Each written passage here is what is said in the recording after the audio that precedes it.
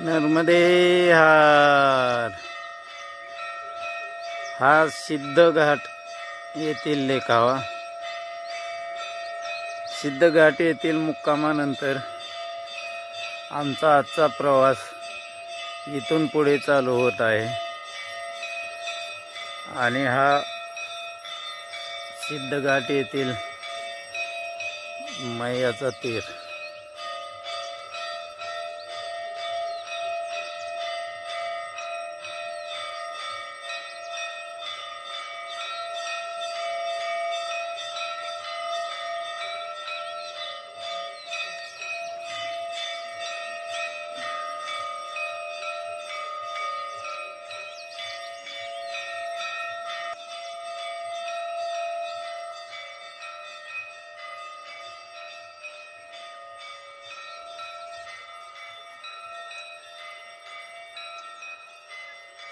नर्मदे हार.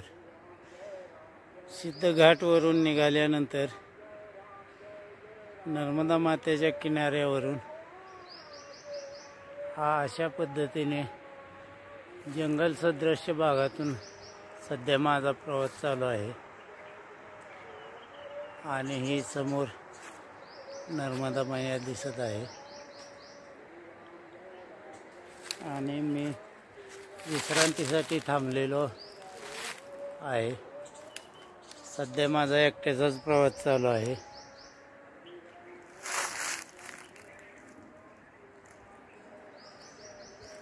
नर्मदे हार. आज दुपारी आम्ही विश्रांतीसाठी आणि भोजनासाठी थांबलेलो होतो. तो हा आश्रम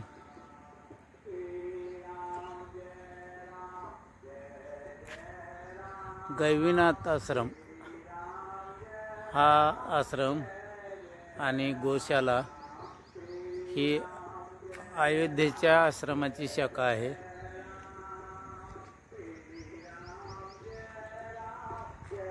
कंप्लीट मैयाच्या किनारी असा हा आश्रम आहे. नर्मदे हार. गैवीनाथ आश्रमचे हे महाराज आणि यांच्या विनंतीवरून आम्ही शिवरात्रीसाठी येथेच थांबण्याचे निश्चित केलेले आहे. त्यामुळे आज दुपारून आणि उद्याचा पूर्ण दिवस येथेच मैयाच्या किनारी त्या आश्रमात आम्ही विश्रांती घेणार आहोत. नर्मदे हार. नर्मदे हार.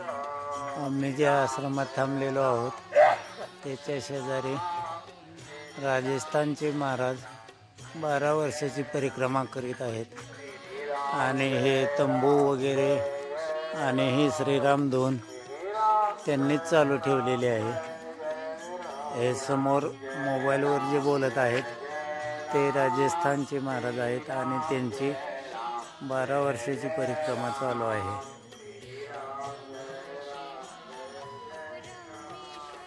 नर्मदे हार.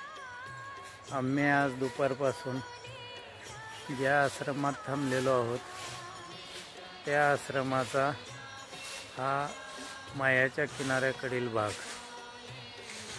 येथील महाराजांनी आम्हाला शिवरात्रीसाठी आज दुपारून आणि उद्याचा दिवस येथेच थांबून घेतलेले आहे.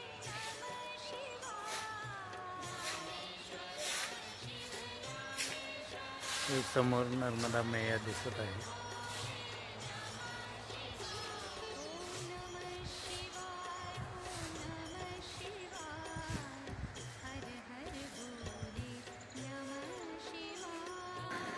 नर्मदे हार. या शिळेवर बसून महाराजांनी 12 वर्ष तपश्चर्या केल्यानंतर वरती आश्रम बांधलेला आहे. हे अयोध्यावासी महाराज आहेत.